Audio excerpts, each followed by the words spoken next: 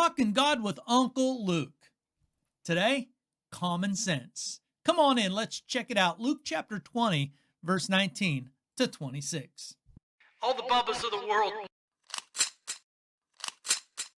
we got one mission in mind. Welcome to the Biblical Channel. We're always glad that somebody is showing up because it is our perspective that people need to talk about God more, not less. And talking about God in a way that enlivens the conversation and heightens our sense of philosophical reality in this world that we're living in to the point where we're just feeling good, living good, that kind of stuff. That's what we're on to in the Biblical Channel. We ain't here to make somebody feel bad. We know that the gospel of Jesus Christ makes everybody feel good, that the biblical message from Genesis to Revelation, John the Revelator, all of that is the best material to raise the banner of your humanity to the level that God expected it to begin with, and to enjoy God and to love Him forever. That's the whole point. To read your Bible, to say your prayers, to get together with other human beings and talk God. That's what we're trying to help you to do better, everybody to do better. Sit back, relax, let's have a conversation with God. And all of the biblical writers should be seen by us as like our aunts and uncles. So we got Uncle Luke here. Uncle Luke is telling us great stories because he saw this whole thing play out. And so I trust him. I really don't think that Peter, James, John, Matthew, Luke, all these characters, Mary, I don't think they got it wrong. I think they got it right. That's all I'm saying. I just think they got it right. And they make my joy complete, really. And in that, I grow close with God. So having fun talking God, moving from the bullshit of this world to the holy shit of God so that we can start shooting the shit with one another in a real and meaningful way to get us to the point where, hey, and I got to tell you, I'm sorry. If you grew up saying the Lord's Prayer as a punishment, man, I apologize. That was never Jesus' intent. Jesus, you know what I'm saying? Man, the Lord's Prayer doesn't function like that. And if you grew up in a church, saying the Lord's Prayer like a dirge, oh, I'm sorry, man, because the Lord's Prayer is supposed to pump us up. If we read that thing right, it gets our mind right and it gets excited about every day, because in that we say, Father, hallowed be your name, your kingdom come, baby. Give us our daily bread as we need it. Forgive us as we forgive. Lead us not into temptation, man. It just gets you your feet on the ground and going in the right direction. Anywho, we got Luke chapter 20. Verse 19 to 26 here, and we're going to dive right in. And it goes like this. The scene that Uncle Luke lays out for us is the scribes and the chief priests. Now, again, we're still in the temple scene where Jesus, has entered, and we also know that Jesus about ready to head to the cross. But before he does that, Big J has something to say, man. And so the scribes, the chief priests, they're not happy with what Jesus just got done saying. They feel like he accused them of nefarious works, which he did completely. So if you didn't catch that last week, catch it. Go backwards and check out last week. Anyhow, they perceived that he told the parable against them, but they feared the people. Jesus had the people on his side. I'm always, just think about that for a minute. Jesus had the people on his side, and they feared that. So they didn't want to go against the people. Think about that too. So they watched him, and they sent spies who pretended to be sincere, that they might catch him in something that he said, so that they could deliver him up to the authority and jurisdiction of the governor. They asked him, "Oh, teacher, we know that you speak and teach rightly and show no partiality, but truly teach the way of God. Is it lawful for us to give tribute to Caesar?" Big J, huh? Is it? Jesus, not fooled by this little trap for a second, he understands they're trying to be clever, crafty. And he says, hey, show me a denarius, which is just a Roman coin in the day. And, so somebody flips him a coin. And Jesus says, Big J says, whose likeness and inscription is this? Well, they say, Caesar's. And Big J says, well, you better give it back to him. Render to Caesar the things that are Caesar's, and catch this, God the things that are God's. And they were not able to catch him like they had hoped, but instead they went away marveling at the answer, and they became silent. What do we say about that? Okay, that's our scene. Great, awesome scene. One of my favorite scenes out of the Bible because, in my perspective, in my reading of the whole Bible many times, and, putting together a degree, that included Hebrew and Greek and all of that, I came away with the impression that God is always funny, especially if you can laugh at yourself as a human being. But this scene is awesome because it just soothes the soul, baby, and it puts the right things, into our minds, and we can see the backdrop of what the right things always are just by digesting what Jesus is saying in the entirety, man. So let's just take this one, piece at a time. Let's go back to the top and understand that the scribes and the chief priests, this is a group that is a bit butthurt because Jesus has just pretty much laid them out in the previous passage. He has, accused them of nefarious behavior and behavior that is clearly not on track with God's. And in fact, that they are against God. And they say, how dare you? How dare you, Jesus, accuse us. We're the most godly men on the planet here, buddy. Don't tell us we're not godly. And Jesus is just looking at them. And here's what I think Jesus is doing. I think he just shrugs like, it's just true, man. Anyhow, Jesus is always cool, and he's always calm, cool, and collected. I love it. And so anyhow, they're butthurt. And in order to accomplish their means, they decide to send spies. Spies, a bunch of bitchy little girls, says Sam Axe. If you ever saw Burn Notice or read the series Burn Notice, Sam Axe is always saying that spies are like a bunch of bitchy little girls. Okay, so anyhow, they send spies who are pretending to be sincere. And they have authority on their mind. What authority do you have, Jesus? They have authority on their mind like, let's see, who sang Georgia on My Mind? Was that Waylon? Waylon sings every song. No, it wasn't Waylon. It was, I forget. George, I've got Georgia on my mind. Anyhow, Ray Charles, yeah, they've got authority on their mind like Ray Charles has Georgia on his mind. Anyhow, authority is apparently on their mind, but the authority that they have in mind is an authority that they plan on using against Jesus. And let's just stop and pause and say this. People who use authority to actually punish their adversaries are the worst people on the planet. Yes, let me say that again. The worst people on the planet are not necessarily the murderers. It's the people who use government to punish their adversaries. I don't know about you or the world as you see it, but I see a world that is increasingly trying to use government to punish their adversaries.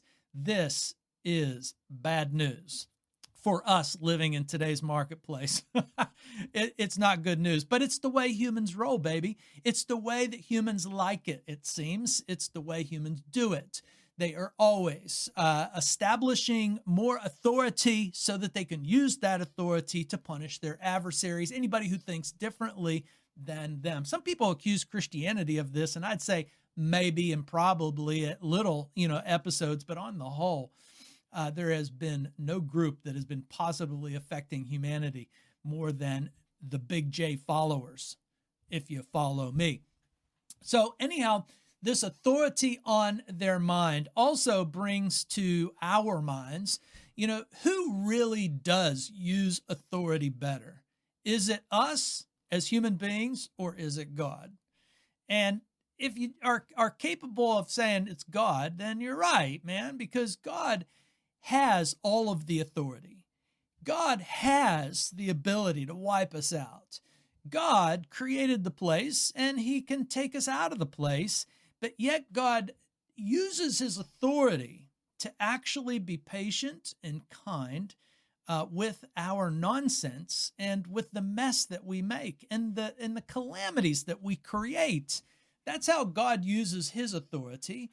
But as human beings, we use our authority to usually punish our adversaries and to, form our cliques in our societies and to feel better about ourselves.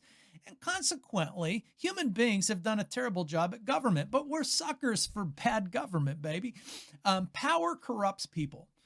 Everybody knows that. That's common sense, baby. It's common sense that power corrupts people.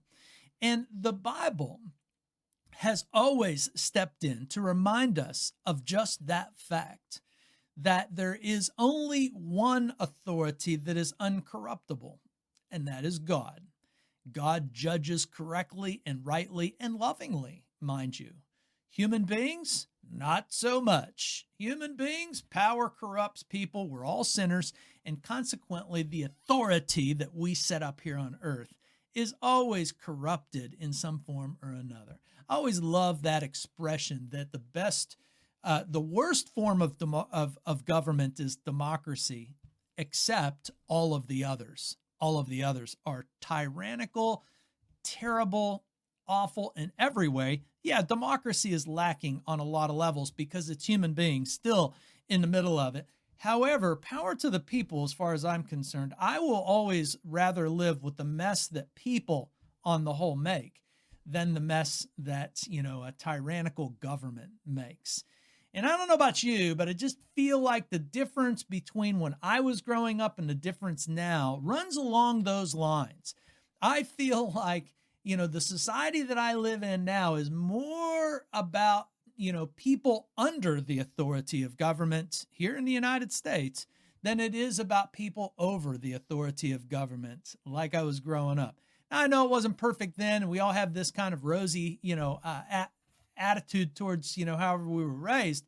But it just feels that way to me. It feels like the authority of government is getting worse and worse, and it never, I digress. Let's get back into the Jesus scene that we have here. Big J is comfortably handling their trickery.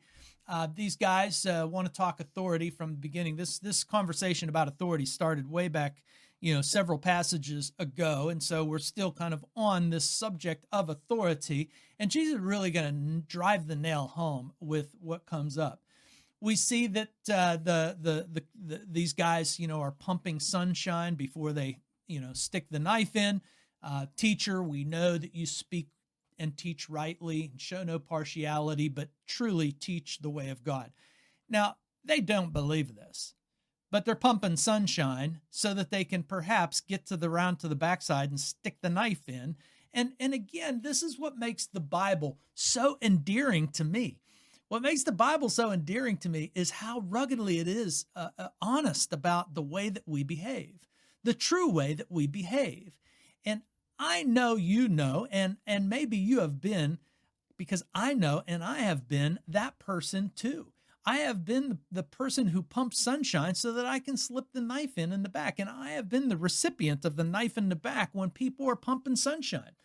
As the pastor of a church for 20 years, I got more nervous, not when somebody was angry with me, but when they were, flattering me with over the top praises. I felt like, as I look back on 20 years of being the pastor of a church, oftentimes, not every time, but oftentimes, the people that would stab me in the back were actually pumping me the biggest sunshine up my butt that, they could.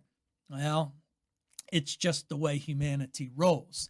Well, anyhow, what they expect to accomplish here by asking Jesus this question about, is it lawful for us to give tribute to Caesar or not, is they hope to catch Jesus.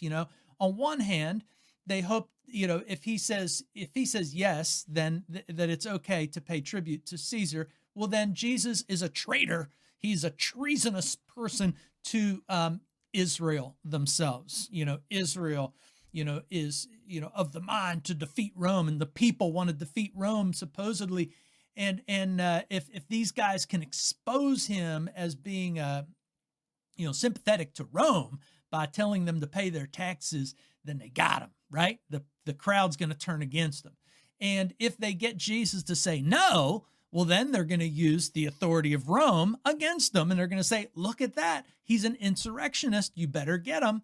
This is exactly how the whole thing does end up playing out. This is the early, go. They're not going to accomplish their means quite yet because Jesus isn't done with them. He'll let them get their way, which is, again, a beautiful thing, that Jesus actually will eventually let them get their way.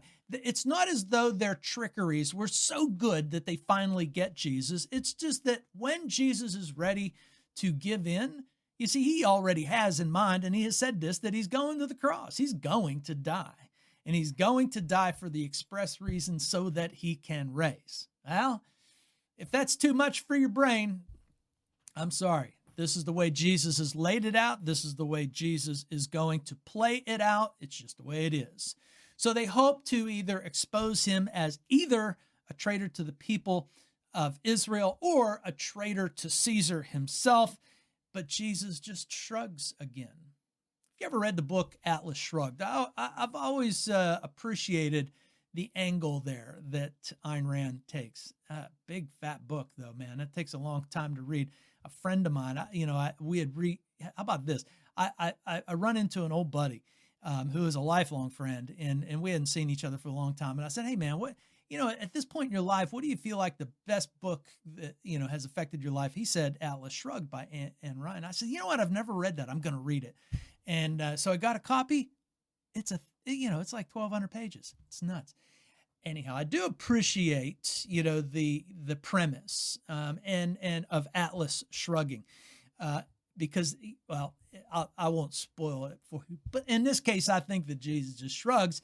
Their cleverness is not as clever as they think it is, and that's how it ends. They end, not in catching Jesus, but marveling at his answer and saying to themselves, what do we do with that? Which is hilarious, especially when you think about who Jesus thinks he is. Jesus thinks that he's God, and this makes the scene even more funny and pointed. Pay attention, son. You're going to learn something here. So the way that Jesus answers the question gets to the point that he really wants to get to, and that is he's going to move the conversation of authority to the image or the likeness. Okay? And the image or the likeness that Jesus is really after is not the image of Caesar that's on the coin, but the image of man, which, okay, wait for it, is the image of God on all of humanity. So Jesus wants to talk about authority too, but he really wants to bring his own Genesis chapter 1 understanding to the table. And that is, if we're going to talk about authority, then we need to sort out what is man-made and what is God-made. And what is man-made is government. And what is God-made is planet Earth and human beings. That's right. Genesis chapter 1 establishes this beautiful picture that God is the maker of the earth. And not only is he the maker of the earth, but he makes human beings a very special, thing in his creation to bear his image and to bear his likeness, to actually go about his business that he intended. And this is the beautiful setting that Genesis chapter 1 opens with. And that helps us to get pumped up about our life, that we live in God's world and we have a very special place that God intended that we would rule this world the way that God rules this world. That's a wonderful thing to hear, man. I like it. I love it. And that if you read on into Genesis chapter 3, you find out that we're the ones who make a mess of it. It's not God who makes a mess of it. But the one thing that is man-made is government. And so here's the reality. Jesus, okay, the man Jesus literally does have the world on his shoulders like Atlas does, because he is the creator. That's who he thinks he is. I'm going to go with him. That's who John thinks he is. James, Peter, Matthew, Luke, Mary, all of the characters, they see it, they get it, they know who Jesus thinks he is, and they think that he is right. And so in our reality picture here, Jesus having this conversation with these, people who think they're clever. They're looking at the one who really does have the world on his shoulders. He is the real Atlas, and he really does shrug at their answer. It's child's play. He says this image on this coin, well, you better give it back to that guy because it must be important to him, right? I mean, it's very playful, very funny. Jesus, is handed this coin saying, oh, is it, oh no, he's handed this coin because he's asked for it. And he says, hey man, who is that? Caesar. Everybody knows it's Caesar. He says, we better give to Caesar whatever is his. His name's, his face is on it, man. You better get it back to him. But before you give that back to him, which you should, he said, you better consider the things that God has made. So Caesar has, apparently made this coin. He put his face on it. But then there's the things that God has made. So you better work that out. And that's what Jesus is doing here. He's saying you better work out what is truly man-made and what is truly God-made. And if you understand that you are God-made, then you better give yourself to God. If you understand that the planet that we're living on is God-made and that you are God-made, then you better get yourself all on board. And I mean all on board. And this discussion about paying taxes, I guess, is chump change compared to the bigger conversation and the bigger reality of, are you man-made or are you God-made? And I think that humans are infamous for actually cheapening our own status in this world by not seeing ourselves as made in the image of God. Male and female, both made in the image of God. And so what Jesus does here is he puts government in its rightful place. And he puts us in our rightful place. He takes us just with this simple little question saying, whose image is this? To the world of Genesis chapter 1, where we should be asking ourselves, whose image are we? Whose image are we bearing? Not whose image is a coin bearing, but whose image are we bearing? So here's the thing. On one hand, God is telling us through Jesus that, yeah, we should pay our taxes and obey the government. Not because God made it, not at all. See, the Bible is the perfect setup for understanding that there is no government that is God-made except God himself, okay? But God has an idea of government that he gives us in the Bible that we may be surprised by. So on the one hand, God tells us, yeah, you better pay your taxes and obey the government, but what's the reason? The reason is because it will punish you if you don't. Nobody wants to be punished. And I don't know about you, if you ever thought about not paying your taxes, I'm telling you, you know that you are, tiptoeing around the beast who plans on slaying you if it finds out. Government is a punisher, baby. Government, and what government really is about, is punishing those who are its adversaries. And this is kind of the reality of our common sense. Our common sense tells us that God is really the only government that matters. All other governments have a tendency to come and go, and it may take them hundreds of years to come and go. But governments come and go because they are man-made. There is no government here on earth that is going to make it into eternity. No way. There's no money here on earth that's going to make it into eternity. No way. And money is just government. I don't know if you've ever thought about that, but money's not real. Money is a creation of government to control people. And I'm not saying it's all bad. I'm just saying it is what it is. It is government. Money is government. It's a way of controlling the people. It's not an eternal thing. And if we don't obey government, we will be in trouble. That's the way all governments, even democratic governments, go.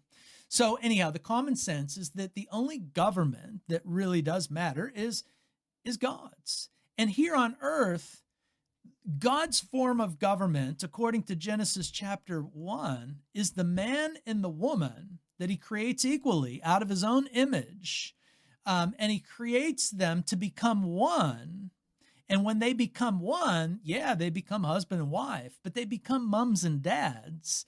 And they're going to have more males and females who God says is made by him, like you and me. And they will form, well, another government. By leaving mom and dad, they will go out and do the same thing. The only government that God is truly interested in here on earth is the government of the family. It's even the way that God ruled Israel.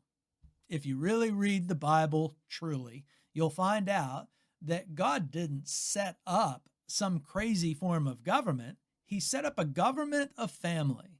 And that the gathering of God's families was set in terms of the bigger family. Even church, as we are told, is just a meeting of the families of God, and it takes on the shape of a family of its own. That a family that's kind of adopted in nature. This is the way that God sees the world in which we live in. And this is how he governs the world in which we live in. He governs through the family. He does not govern through the United States. He does not govern through Hamas. He does not govern through the, any government, the People's Republic of China, the Russia. He does not govern with our forms of government. He governs through the family. And that is God's brilliant idea. And all of this reminds me, I used to teach, middle school U.S. history, and I loved always getting to the point where we could talk about Thomas Paine and the little pamphlet that he created, Common Sense. But the opening line in Thomas Paine's Common Sense is identifying the real problem that human beings have. And I think it's so applicable for us today. And it's behind the scene here that Jesus is talking about too. And that is, Thomas Paine says that people are confused about the difference between society and government. Most people cannot distinguish between society and between government. And Thomas Paine says that's where our troubles begin. We don't know the difference between society and government. But he says, but there is a difference. It's a massive difference. Society is produced by our wants and our joys and our hopes and our concerns. Government is produced by our wickedness. Society is promoting our happiness positively, uniting our affections, that kind of thing. And government is created negatively by restraining our vices. Society encourages dialogue and talking. Government creates distinctions and gets us fighting. And, society is patriotic in nature, but government is a punisher by nature.